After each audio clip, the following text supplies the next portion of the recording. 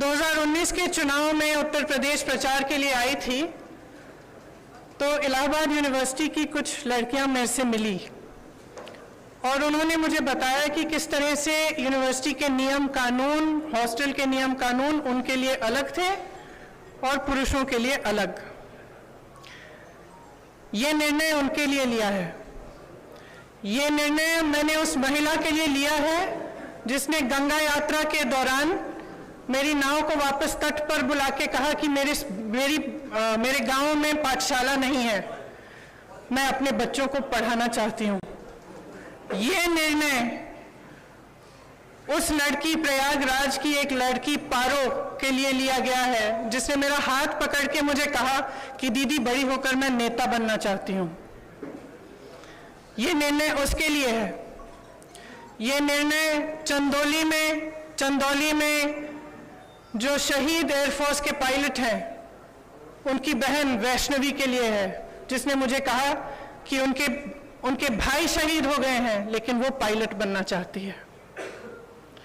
ये निर्णय उन्नाव की उस लड़की के लिए है जिसको जलाया गया, मारा गया, उसकी भाभी के लिए है जो आज भी संघर्ष कर रही है उसका, और उसकी 9 साल की भाभी की बेटी के लिए है जिसको स्कूल में धमकाया गया था। ये निर्णय हाथरस की उस मां के लिए है जिसने मुझे गले लगाकर कहा कि उसको न्याय चाहिए, उसको न्याय नहीं मिल रहा है। ये निर्णय रमेश कश्यप की बेटी के लिए है, उसका नाम भी वैष्णवी है, जो बड़ी होकर डॉक्टर बनना चाहती है। लखीमपुर में एक लड़की मेरे से मिली, मैंने उससे पूछा क्या बनना चाहती हो बड़ी होकर, उसने कहा प्रधानमंत्री बनना चाहती हूँ। उसके लिए है ये निर्णय। ये निर्णय लखनऊ की एक बस्ती में लक्ष्मी वाल्मीकि के लिए है जो ITI पढ़ी है, BA की है, उसने कंप्यूटर कोर्स किया है, आज तक उसे नौकरी नहीं मिली है। ये निर्णय उसके लिए है। ये निर्णय सोनभद्र में उस महिला के लिए है जिसका नाम किस्मत है, जिसने अपने लोगों के लिए आवाज उठाई, संघर्ष किया और न्याय मांगा। ये निर्णय उत्तर प्रदेश की हर एक महिला के लिए है जो बदलाव चाहती है, जो न्याय चाहती है, जो एकता चाहती है, जो चाहती है कि आगे बढ़े उसका प्रदेश। मैं आप सबसे कहना चाहती हूं, आप समाज सेविका हैं, आप अध्यापक हैं, आप एक नौजवान महिला हैं जो आप अपना भविष्य बनाना चाहती हैं, आप प्रेस में हैं। अगर आप बदलाव चाहती हैं तो इंतजार मत करिए। आपकी सुरक्षा कोई नहीं करने वाला। सब बातें करते हैं, सुरक्षा करने का जब समय आता है तो सुरक्षा उनकी होती है जो आपको कुचलते हैं। आज सत्ता का नाम यह है कि आप खुलेआम पूरे पब्लिक के सामने लोगों को कुचल सकते हैं। ये सत्ता बन गई है, ये गलत है। घृणा का बोलबाला है, नफरत का बोलबाला है, गलत है। इसको महिलाएं बदल सकती हैं। महिलाएं इसलिए बदल सकती हैं क्योंकि करुणा भाव, सेवा भाव और दृढ़ता, शक्ति सबसे ज्यादा महिलाओं में है। मैं आपसे कहना चाहती हूं, राजनीति में आओ, मुझसे कंधा से कंधा मिलाओ। मैं जानती हूं कि आपके संघर्ष क्या है। मेरी प्रेस की सहेलियां यहाँ हैं, मैं जानती हूं, मैं आपको देखती हूं सुबह से शाम तक आप कैसे दौड़ती हैं, किन परिस्थितियों में।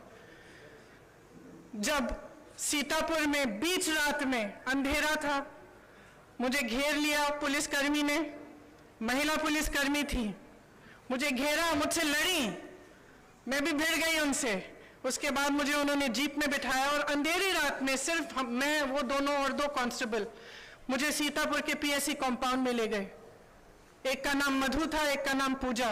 ये निर्णय उनके लिए भी है क्योंकि मैं समझी कि 4 बजे सुबह तक ड्यूटी पे थी। उनकी एक अफसर जिनकी पोस्टिंग सीतापुर में थी लेकिन जिनकी बूढ़ी माँ अकेली नोएडा में रहती है। कितना संघर्ष करना होता है महिलाओं को। कौन करेगा ये संघर्ष आपके साथ अगर आप एकजुट नहीं होंगी?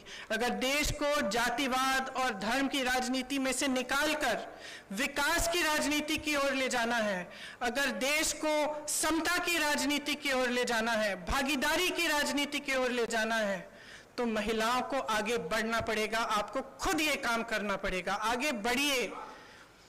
मैं आग्रह करती हूं आपसे, हमने आवेदन पत्र मांगे हुए हैं हर विधानसभा के लिए।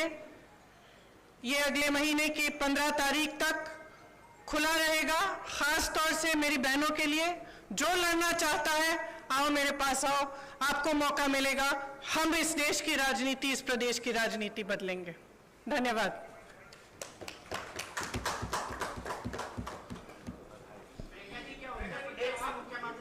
हम लोग सवाल लेंगे। इसको थोड़ा सा सुनिश्चित तरीके से कर लेने दीजिए। कुछ सवाल लेते हैं। मैं पहले प्रिंट इलेक्ट्रॉनिक मीडिया से शुरुआत करूंगी, आपके पास मैं जरूर आऊंगी। प्रांशु जी, आपका सवाल।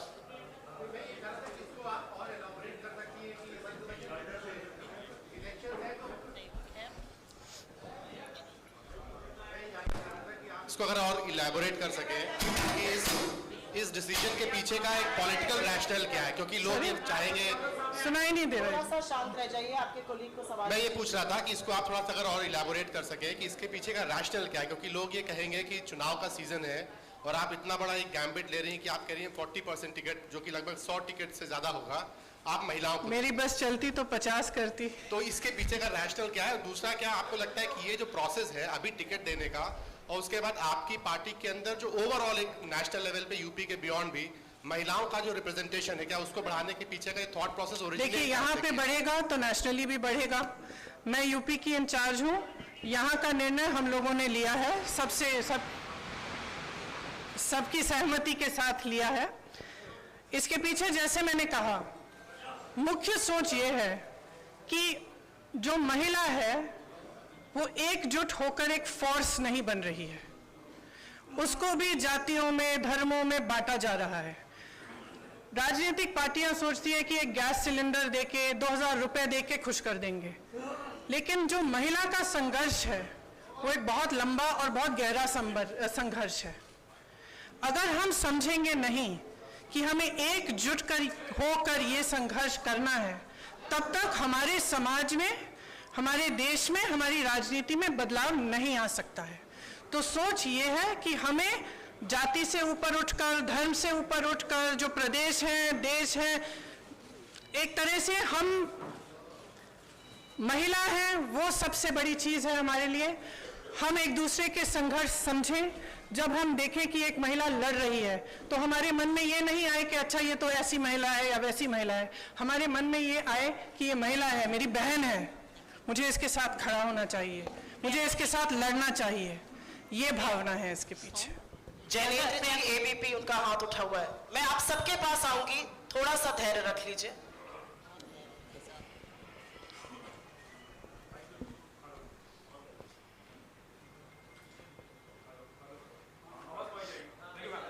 मैम, सवाल ये है कि 40% क्यों? मतलब 33% रिजर्वेशन की चर्चा होती है, आधी आबादी है तो 50% हो सकता था, 40 क्यों? और एक सप्लीमेंट्री में ये भी पूछना चाहता हूँ, वो सवाल आ गया कि राष्ट्रीय स्तर पर ये होगा या नहीं। जनरली हम देखते हैं कि महिलाओं की भागीदारी के नाम पर नेता अपनी पत्नियों को, अपने परिवार की महिलाओं को आगे कर देते हैं, तो ये ना हो, इसके लिए आपने सोचा है, क्या कदम उठाएंगे? Thank you. देखिए, आपने दो सवाल किए। सबसे पहले 40 क्यों नहीं? शुरुआत है, 40 से शुरू करेंगे। और मैंने कहा अगर मेरा बस चलता तो 50 होता, तो लेकिन सबकी सहमति के साथ 40 तय किया है। अगले चुनाव में 50 भी हो सकता है। सबसे पहला ये। दूसरा, देखिए, ये सच है कि कई बार लोग अपनी पत्नियों को, बेटियों को चुनाव लड़वा लेते हैं, लेकिन इसमें कोई इतनी बड़ी बुराई नहीं है। लड़ लेती हैं, उसके बाद सक्षम हो जाती हैं। मुझे याद है, अमेठी में एक प्रधान थे, उन्होंने अपनी बीवी को लड़ाया, कुछ साल बाद मेरे पास आए, कहा कि आप संभालिए, मुझसे तो नहीं संभलती है, सारे निर्णय ले रही है। तो मैंने कहा आप क्यों रो रहे हो? तो ये तो देखिए, ये प्रोसेस होता है, एक शुरुआत होती है इस प्रोसेस की, और आस्ते आस्ते सक्षमता मिलती है। तो इसमें कुछ, मुझे तो कोई बुराई नहीं लगती है। सीमांत नकवी जी, भारत समाचार से। सब पुरुष पूछ रहे हैं? नहीं, महिलाओं के पास इसके बाद आऊंगी, आप लोगों के पास इसके बाद। मैम, 2017-2019 में जिस तरह के नतीजे रहे हैं कांग्रेस के, सबने देखा, तो क्या इतनी बड़ी संख्या में महिला मजबूत प्रत्याशी आप लोगों को मिल पाएंगी 2022 के चुनाव के लिए? देखिए, हमें प्रत्याशी मिलेंगी, लड़ेंगी वो, अगर इस बार मजबूत नहीं होंगी, अगली बार मजबूत होंगी। हमें लड़ाना है, हम पूरी तरह से मदद करेंगे, समर्थन करेंगे और लड़ेंगे जी जान से। एएनआई से कामना जी, अब मुझे लगता है कुछ महिलाओं को चांस जरूर देना चाहिए। एएनआई से कामना जी।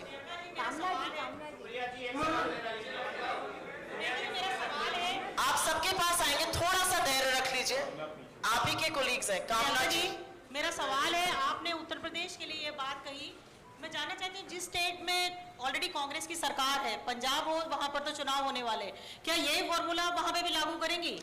देखिए उत्तर प्रदेश, मैं उत्तर प्रदेश की इंचार्ज हूँ यहाँ का। जैसे मैंने कहा, हमने निर्णय लिया है, अब ये मिसाल बनेगा। अगर दूसरे भी इसको फॉलो करना चाहते हैं तो बहुत अच्छा रहेगा। प्रियंका जी, जातिगत आधार पर टिकट मिलते हैं, माफ करिए, एक सवाल प्लीज पूछिए, उनको खत्म कर लेने दीजिए, फिर आपके पास आते हैं। महिलाओं को जो टिकट दिया जाएगा, क्या वो जातिगत आधार पे दिया जाएगा?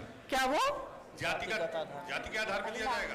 महिला की सक्षमता के आधार पर दिया जाएगा, मेरिट के आधार पर। वो कितना काम कर रही है, कितना उसके विधानसभा के लोग उनको पहचानते हैं, उसके हिसाब से दिया जाएगा।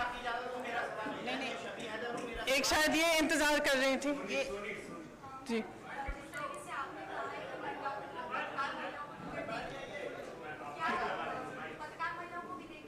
क्यों नहीं, क्यों नहीं, आपको लड़ना है तो लड़िए। वो पीछे सवाल पूछिए, उसके बाद आपके पास आते हैं।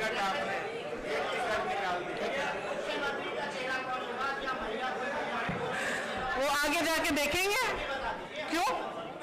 मैं जब बताऊंगी, जब बताना चाहती हूँ।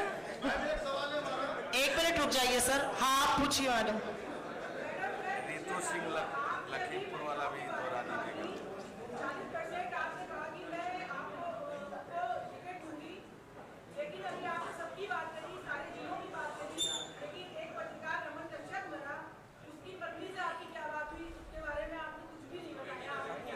मैंने उनकी बेटी का जिक्र भी किया, आप शायद सुन नहीं रही थी। सॉरी, और वो लड़ना चाहिए तो जरूर। 1 मिनट रुक जाइए, उन्होंने जिक्र किया, शायद आपने सुना नहीं, उन्होंने उनकी बेटी के बारे में क्या बातचीत हुई उसका पूरा जिक्र किया। सिद्धार्थ कलहंस जी बिजनेस स्टैंडर्ड से यहाँ पे 2 मिनट बैठ जाइए, अभी वो पूछ रहे हैं, उनके हाथ में माइक है।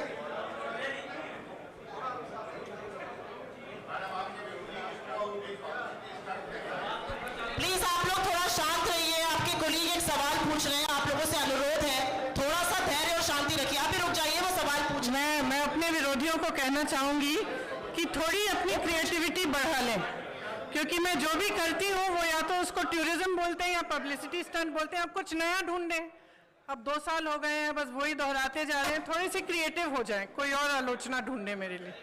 हम लोग सवाल सिर्फ इसी मुद्दे पर लेंगे, ये एक ऐतिहासिक मुद्दा है, अगर आपका सवाल इस पर हो तो जरूर पूछिए।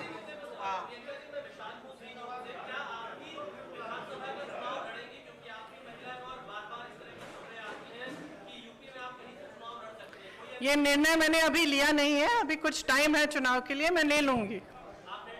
हाँ, इस पे सोच के मैं निर्णय लूंगी कि लड़ना है कि नहीं।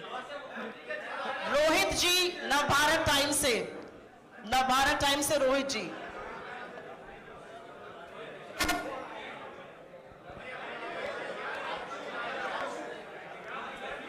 माइक दीजिए इधर, ये आप इस माइक पर पूछिए सवाल। He is also wanting to ask again. आपके पास आ रहे हैं, अगला आपके पास आ रहा है। फॉर्मूला 2024 में भी लागू हेलो, होगा। आशा है कि 2024 में इससे ज्यादा होगा। आपका सवाल।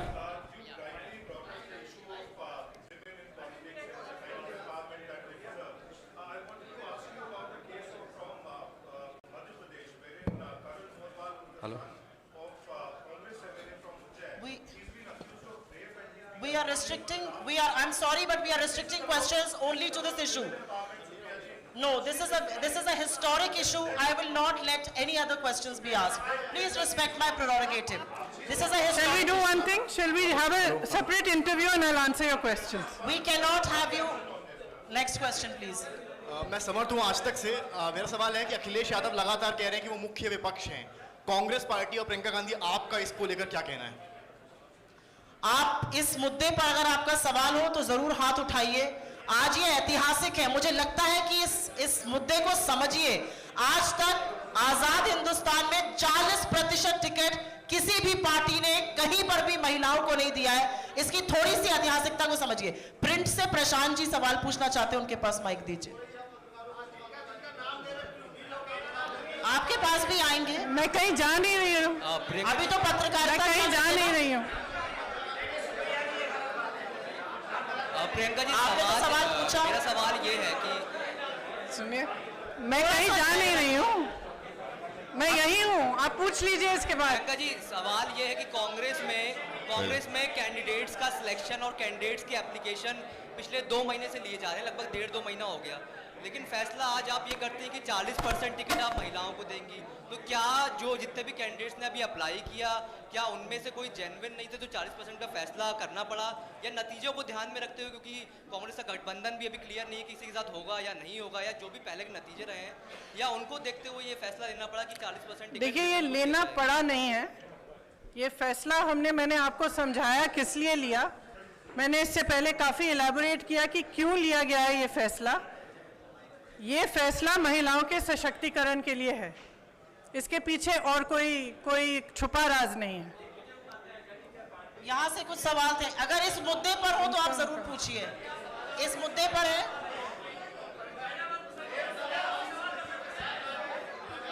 इनको माइक दीजिए। एक करके पूछिए। एक सवाल मेरा ये है कि कांग्रेस की रणनीति क्या है? किस रणनीति? ये माइक दीजिएगा, इनको आवाज नहीं आ रही है।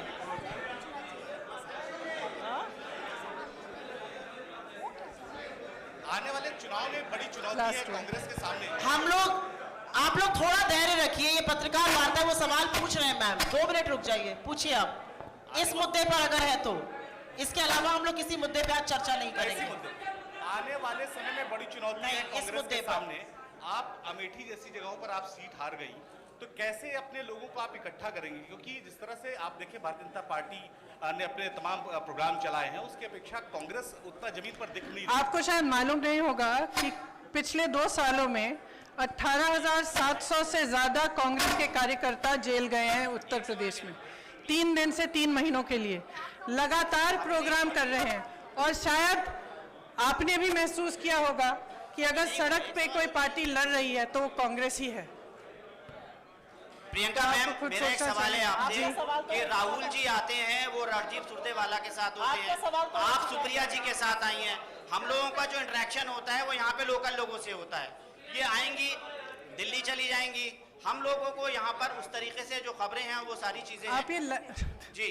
तो मेरा सवाल क्या है जी आपका? मेरा सवाल मैम यही है कि सबसे पहले आपको ईद मिलादुन नबी की मुबारकबाद। धन्यवाद आपको भी। नबी है। और मेरा सवाल आपसे वही है कि कांग्रेस क्या मुख्यमंत्री का फेस देकर चुनाव लड़ेगी या विदाउट सीएम कैंडिडेट? मैंने उस सवाल का भी अभी जवाब दिया, इस पे अभी निर्णय नहीं हुआ है, जब होगा आपको पता चल जाएगा। आपका 2 बार सवाल का जवाब दे चुकी हूँ। कहिए, उससे पूछे तो, इन दोनों से पूछे। इस मुद्दे पर सवाल है, माइक ही नहीं चल रहा है। आपका सवाल इस मुद्दे पर है?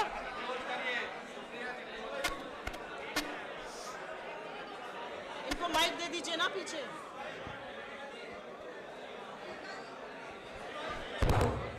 मैडम, मेरा एक सवाल ये था कि अल्पसंख्यक मुद्दे पर कांग्रेस का क्या? नहीं सर, हम सवाल सिर्फ इसी इशू पर लेंगे। आज की प्रेस कॉन्फ्रेंस महिलाओं के मुद्दे पे है, उसके बाद हम इससे बात कर सकते हैं जी।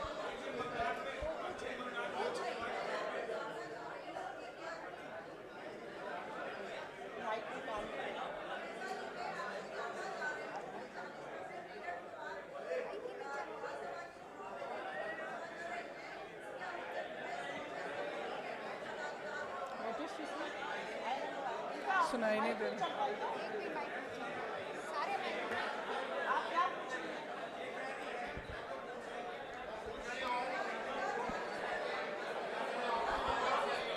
हेलो हेलो,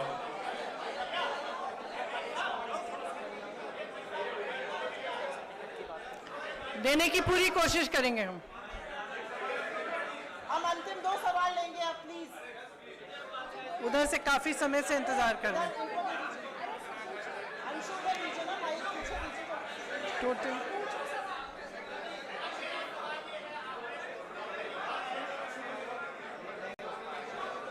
आप पूछिए सवाल।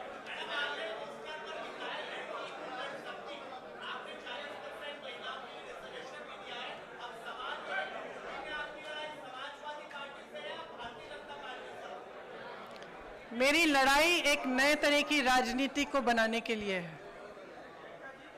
मैं उन लोगों के लिए लड़ रही हूं जो अपनी आवाज उठा नहीं पा रहे हैं आज के उत्तर प्रदेश में। आज के उत्तर प्रदेश में कोई अपनी आवाज उठा नहीं सकता, कुचला जाता है, चाहे वो महिला हो, दलित हो। जहां जहां पे भी मैं गई हूं, मैंने यही देखा है कि जो पीड़ा में है, आवाज उठा नहीं पा रहा है, लड़ नहीं पा रहा है, उसको कुचला जा रहा है, तो मैं उसके लिए लड़ रही हूं। और मेरी राजनीति सिर्फ इसलिए है कि यहाँ पे बदलाव आए, कि कुछ आशा, कुछ उम्मीद जागे कि उत्तर प्रदेश आगे बढ़ सकता है। एक ऐसी राजनीति बन सकती है इस प्रदेश में जिसमें करुणा का भाव हो, सेवा का भाव हो, सिर्फ मारने, कुचलने और सत्ता का दुरुपयोग करने का नहीं। ये मेरा प्रयास है।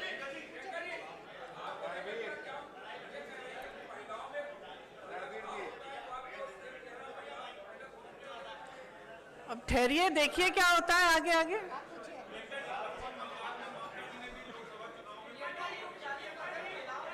ऐसे मत करिए, एक सवाल पूछने दीजिए, एक सवाल पूछिए।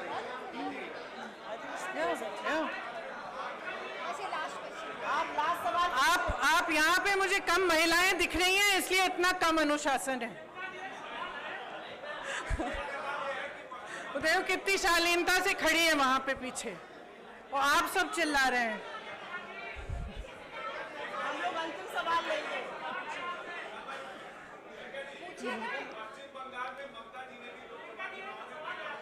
रुक जाइए, अभी पूछ रहे हैं।